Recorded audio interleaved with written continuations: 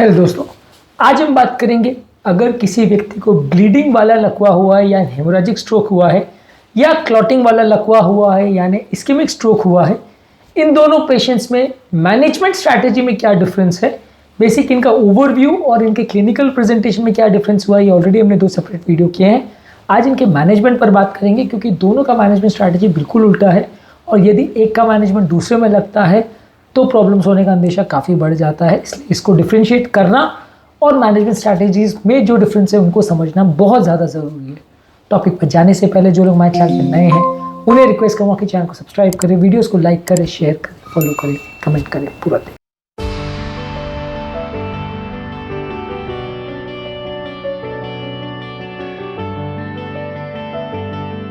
सबसे पहले तो इस्केमिक स्ट्रोक के मैनेजमेंट स्ट्रैटेजी पर बात करेंगे। इस्केमिक स्ट्रोक में बेसिकली ब्रेन की कोई नली में क्लॉट जम गया है जिसकी वजह से रक्त प्रवाह रुक गया है, तो आपको उस क्लॉट को घोलना है, उसको कब खून पतला करने की दवा देके निकालना है।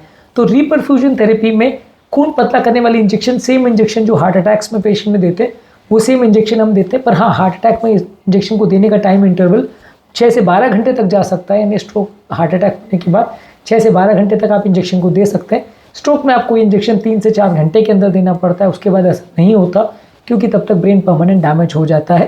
तो इसलिए खून पतला करने की दवा आप इसमें तुरंत देते हैं और रैपिड एक्टिंग वाला देते हैं, जबकि हार्ट अटैक वाले पेशेंट में आप स्लो एक्टिंग स्ट्रेप्टोकाइनेज या यूरोकाइनेज भी दे सकते हैं। हालांकि वहाँ पे भी आप प्रीफर रैपिड एक्टिंग को करते हैं, लेकिन यहाँ पे आप स्लो एक्टिंग दे ही नहीं सकते क्योंकि स्लो एक्टिंग आप जब तक दोगे तब तक ब्रेन में लकवा डेवलप हो चुका होगा, तो असर उतना जल्दी नहीं आएगा। यहाँ डिटोरेशन बहुत ज़्यादा रैपिड है। दूसरा, आप इसमें एंटी प्लेटलेट थेरेपी देते हो, यानी जो हार्ट अटैक के पेशेंट में एस्पिरिन, क्लोपिडोग्रेल इस तरह की जो मेडिसिन आप देते हो खून पतला करने के लिए एंटी प्लेटलेट, वो सेम दवा आप इसमें देते हो। हेमोरेजिक स्ट्रोक में आप ये दवाएं नहीं देते हो, नहीं तो उल्टा ब्लीडिंग बढ़ जाएगी। इसके अलावा यहाँ पे ब्लड प्रेशर मैनेजमेंट थोड़ा स्लो होता है। ब्लड प्रेशर बहुत ज़्यादा अगर आप अग्रेसिवली अगर कम कर देते हो तो ब्रेन का परफ्यूजन प्रेशर कम हो सकता है, जिसकी वजह से ब्रेन में जो है कंपेरेटिवली जिस एरिया में लकवा पड़ा है वहाँ परफ्यूजन और कम हो सकता है, तो लकवा और बिगड़ सकता है। इसलिए बहुत जल्दी बीपी को ड्रॉप नहीं करना चाहिए। और ज़्यादातर इसमें आप लॉन्ग टर्म पेशेंट को जो रिस्क फैक्टर्स या जो प्रॉब्लम हुई है जिसकी वजह से लकवा हुआ है उस पर आप ज़्यादा फोकस करते हो। यहाँ पे बेसिकली पेशेंट का जो है ब्रेन में बहुत ज़्यादा इंट्राक्रैनियल प्रेशर नहीं बढ़ता, इसलिए प्रेशर को कम करने वाली दवाइयाँ देने का कंपैरेटिवली इसमें कम रोल है। ब्रेन की कोई तुरंत सर्जरी इसमें नहीं की जाती है क्योंकि ब्रेन की ओपन ब्रेन सर्जरी या क्रेनियोटोमी सर्जरी जो है वो हेमोरेजिक स्ट्रोक में ज़्यादा की जाती है ताकि ब्रेन का प्रेशर कम हो। यहाँ ब्रेन का प्रेशर उतना ज़्यादा नहीं बढ़ता, इसलिए वो सब करने की आवश्यकता नहीं पड़ती है। यहाँ पे पेशेंट की कंडीशन अगर बहुत बिगड़ जाए या बहुत मैसिव लकवा हो तो ही वेंटिलेटर या वेंटिलेशन की ज़रूरत पड़ती है। ज़्यादातर मृत्यु दर भी इसमें कंपैरेटिवली हेमोरेजिक स्ट्रोक से कम होता है। लॉन्ग टर्म प्रिवेंशन की अगर बात करें या सेकेंडरी प्रिवेंशन की बात करें तो इस तरह के स्ट्रोक में जो कारण जिसकी वजह से लकवा हुआ है, जैसे कि high blood pressure, cholesterol, diabetes, heart का प्रॉब्लम, हार्ट के रिदम का प्रॉब्लम, हार्ट के वाल्व का प्रॉब्लम, उसका आप ट्रीटमेंट करते हैं, रेगुलर एक्सरसाइज करवाते हैं, डाइट का वगैरह का ध्यान रखते हैं, स्मोकिंग बंद करवाते हैं, अल्कोहल बंद करवाते हैं, व्यसन वगैरह है तो उसे कंट्रोल करते हैं और खून पतला करने की दवा देते हैं ताकि लॉन्ग टर्म प्रॉब्लम्स ना आए।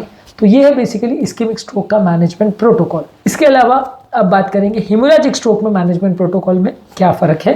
हेमोरेजिक स्ट्रोक में ज़्यादातर आप खून पतला करने की दवा नहीं दे सकते। खून पतला करने वाला या इंजेक्शन दिया या थेरेपी दिया, दोनों ही केस में कंडीशन बिगड़ जाएगी, पेशेंट की तुरंत मृत्यु हो जाएगी। इसलिए आप गलती से भी खून पतला करने वाला इंजेक्शन नहीं दे सकते, ना एंटीप्लेटलेट दे सकते, ना रिपरफ्यूजन थेरेपी दे सकते। इस्केमिक स्ट्रोक में एक और पद्धति होती है कि आप कैथेटर द्वारा क्लॉट को निकाल सकते हैं जहाँ से अगर ब्रेन की नली में कोई चोक है तो। यहाँ पे वो फैसिलिटी भी नहीं होती। यहाँ पे आप सिर्फ ब्लड को निकाल सकते हैं, यानी बाहर से आप सर्जरी करके बर होल ड्रिल करके अगर एक्स्ट्रा प्रेशर अगर बढ़ गया तो वो ब्लड को आप निकाल सकते हैं, लेकिन क्लॉट को निकालने का कोई कैथेटर वाइज तरीका इसमें नहीं होता है। इसके अलावा यहाँ पे अगर पेशेंट को कोई खून पतला करने की दवा दी जा रही है ऑलरेडी तो उसको रिवर्स करना पड़ता है, वहाँ खून गाढ़ा करने के इंजेक्शन दिए जा सकते हैं। हालांकि रूटीन केस में सब में खून गाढ़ा करने वाला इंजेक्शन खासकर अगर किसी को हाइपरटेंसिव ब्लीड है तो नहीं दिया जाता है। ब्लड प्रेशर को यहाँ कम करना ज़्यादा ज़रूरी होता है क्योंकि प्रेशर ब्रेन का बड़ा होता है। ब्रेन का प्रेशर को कंट्रोल करना यहाँ ज़्यादा ज़रूरी होता है क्योंकि यहाँ ब्रेन का प्रेशर बढ़ने के साइन ज़्यादा होते हैं। अनकॉन्शियसनेस या रैपिड डिटोरेशन या डेथ होने का चांस हेमोरेजिक स्ट्रोक में कंपैरेटिवली ज़्यादा होता है।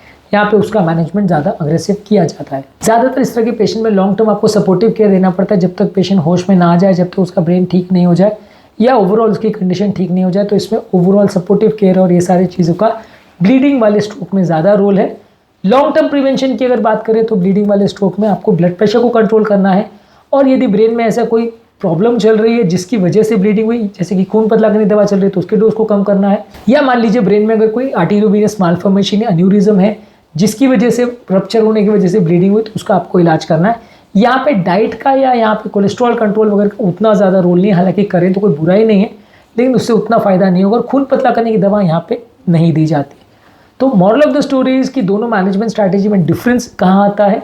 ज़्यादातर इस्कीमिक स्ट्रोक में आप खून पतला करने की दवा देते हो जो कि हेमोरेजिक में नहीं देते।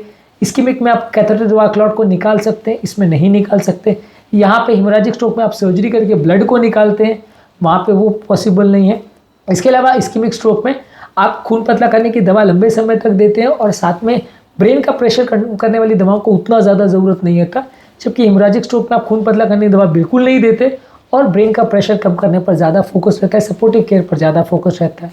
लॉन्ग टर्म थेरेपी की अगर बात करें तो ज़्यादातर इस्कीमिक स्ट्रोक में आप खून पतला करने की दवा और रिस्क फैक्टर कंट्रोल पर फोकस करते हैं, जबकि हेमोरेजिक स्ट्रोक में आप खून पतला करने की दवा नहीं देते और बीपी या कोई आर्टेरियोवेनस मालफॉर्मेशन वगैरह की सर्जरी है तो उस पर फोकस करते हैं।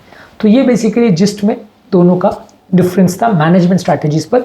यदि आप दोनों में क्या बेसिक डिफरेंसेस हैं और क्लिनिकल फीचर्स में कैसे घर पर पता कर सकते हैं डिफरेंस दोनों में क्या है वो देखना चाहते हैं तो इस पर हमने सेपरेट वीडियो किया है, इनको ज़रूर चेकआउट करें। उम्मीद करूँगा कि आज के टॉपिक में कुछ नई बातें जानने को मिली होगी। जो लोग हमारे चैनल पर नए हैं उन्हें रिक्वेस्ट करूँगा कि चैनल को सब्सक्राइब करें, वीडियोज़ को लाइक करें, शेयर करें, फॉलो करें, कमेंट करें, पूरा देखें। Thank you.